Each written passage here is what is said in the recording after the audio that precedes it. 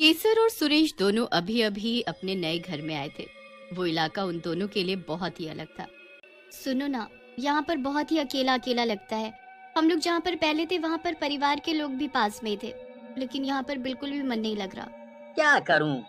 मन तो मेरा भी नहीं लग रहा है, पर यहाँ से मेरा ऑफिस बहुत पास में है और जान पहचान की जहाँ बात है तो अगर तुम किसी से मिलोगी नहीं तो तुम्हें पता कैसे चलेगा?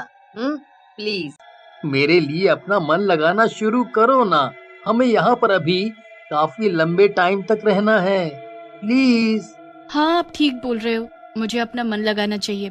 सोच रही हूँ पड़ोस की औरतों को चाय पर बुलाऊं। जैसा तुम्हारा मन तुम वैसा कर सकती हो। अगर तुम खुश हो जाओगी तो मैं खुद ही खुश हो जाऊंगा। सुरेश ऑफिस चला जाता है और केसर वहीं दरवाजे पर खड़ी रहती है। पर वो पाती है कि मोहल्ले में बहुत ही शांति है। कोई दिख ही नहीं रहा है। कैसे मन लगे? यहाँ पर कोई औरत दिख भी नहीं रही है। बाहर खड़ी तो हूँ, पर कोई आए तब ना। चलो अंदर ही चलती हूँ। मैं आ गया। तुम कहाँ हो? तुम्हारा दिन आज कैसा गया? किसी से बातचीत हुई? बातचीत की बात कह रहे हैं? कोई दिखता तक नहीं है यहाँ। सब अपने घर में ही बंद रहते हैं। तभी वहाँ पर ढोल ताशे की आवाज आने लगती है। चलो चलो बाहर चलते हैं। लगता है किसी की बारात आई है। कितने बैंड बज रहे हैं। शादी? वो भी इस टाइम? अभी तो श्राद्ध चल रहे हैं, तो मुझे नहीं लगता कि किसी की शादी का ढोल है ये। केसर और सुरेश दोनों बाहर जाकर देखने लगते हैं, लेकिन उन्हें सिर्फ आवाजें सुनाई देती हैं, कोई दिखाई नहीं देता। और वो आवाज तेज होती जाती है, जिससे दोनों को बहुत तकलीफ होती है और उनके कान से खून भी आने लगता है। अरे ये क्या हो रहा है? ये इतनी तेज आवाज बैंड बाजे की आ रही है, पर कोई दिख नहीं रहा। मुझे बहुत तकलीफ हो रही है इस बैंड बाजे की आवाज से। तुम क्या बोल रहे हो? मुझे कुछ सुनाई नहीं दे रहा। मेरे कान से तो खून भी आने लग गया। मुझे बहुत तकलीफ हो रही है। और थोड़ी देर बजने के बाद वो आवाज एकदम से खत्म हो जाती है। ये क्या हुआ पता ही नहीं चला।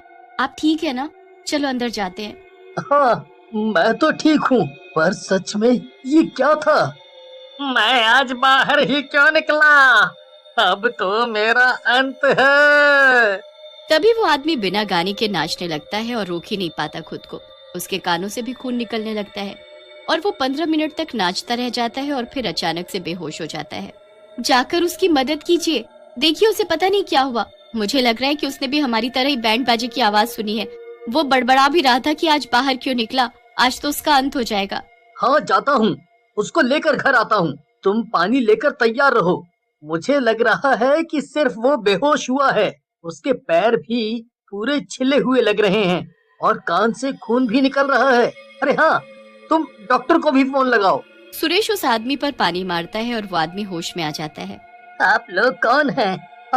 और मैं कहाँ हूँ? कहीं मैं मर तो नहीं गया? क्योंकि आज मैं गलती से बाहर निकल गया हूँ।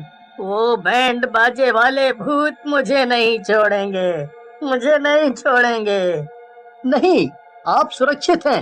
वो आप बिना गाने के डांस करने लगे और इतना किया कि आपको चक्कर आ गए, तो बस हम लोग आपको उठाकर अपने घर में ले आए हैं। आप हमें नहीं जानते होंगे क्योंकि हम अभी अभी यहाँ रहने आए हैं। मैं बिना बैंड के डांस नहीं कर रहा था। मुझे उस बैंड की आवाज सुनाई दे रही थी और वो भी बहुत ही तेज, जिसकी वजह से मैं अपने कदम नहीं रोक पा रहा था। कुछ सालों से यहाँ ऐसा ही हो रहा है।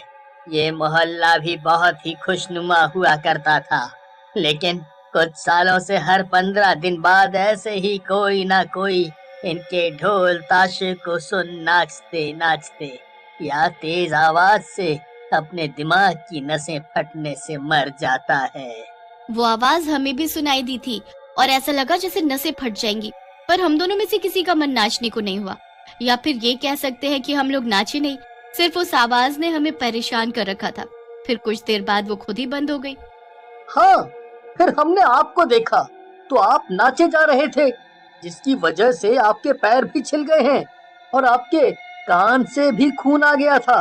मैं खुद से नहीं नाचा, मुझे उस शोर की वजह से नाचना पड़ रहा था। इसीलिए मोहल्ले में अब कोई बाहर तक नहीं आता है, सब अपने घर में ही रहते हैं।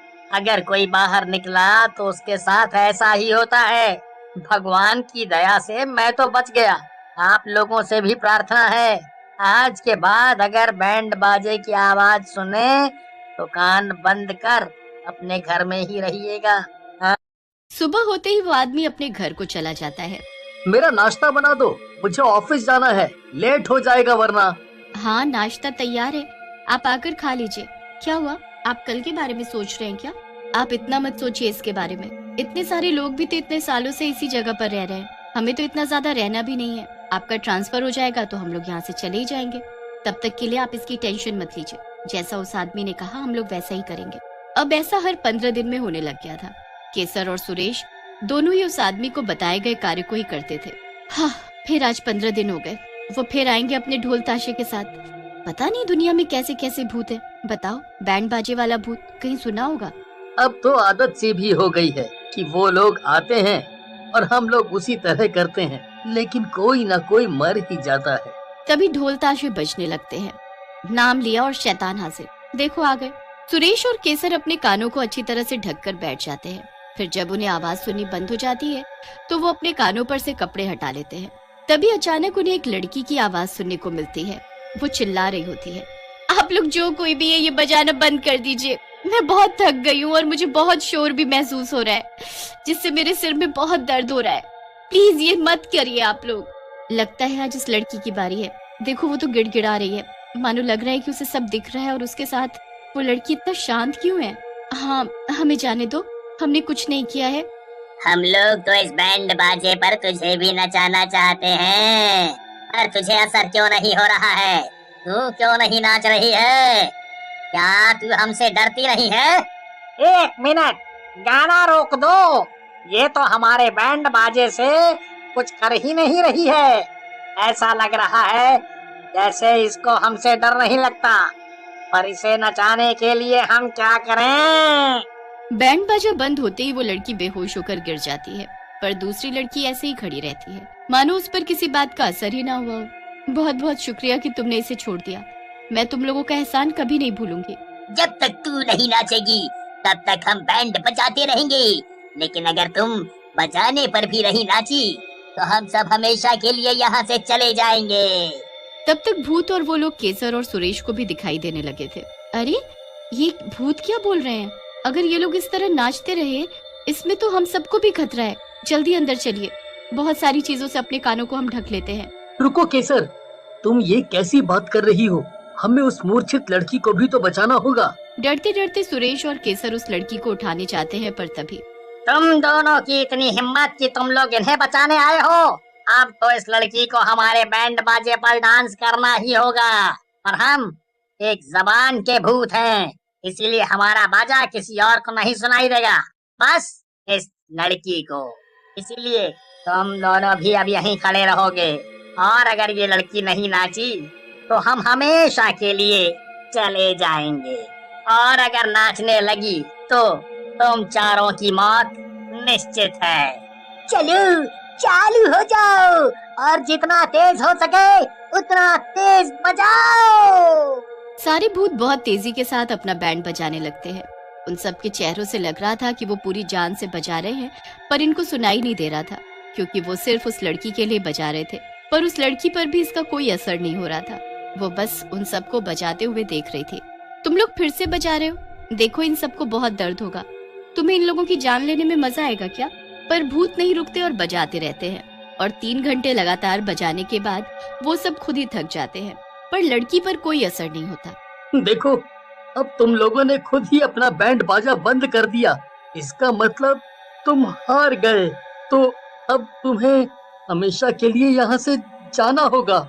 हाँ, तुम ठीक बोल रहे हो। इस लड़की पर हमारे बैंड बाजे का कोई असर नहीं हुआ, इसीलिए हमने जो कहा था हमें वो करना पड़ेगा। हम लोग हमेशा के लिए यहाँ से जा रहे हैं। और बैंड बाजे वाले भूत वहाँ से गायब होने लगते हैं। अच्छा हुआ उन सब ने हमें कुछ नहीं किया, पर इस लड़की पर उनका कुछ असर क्यों नहीं हुआ? क्योंकि वो बहरी है, वो भी बहुत खतरनाक वाली। पर आज इसकी वजह से हमारी जान बच गई। सुरेश और केसर अभी भी वहीं रहते हैं, और अब मोहल्ले के सभी लोग एक दूसरे से बातचीत करने लगे हैं, तो सभी और हंसी खुशी रहने लगे हैं।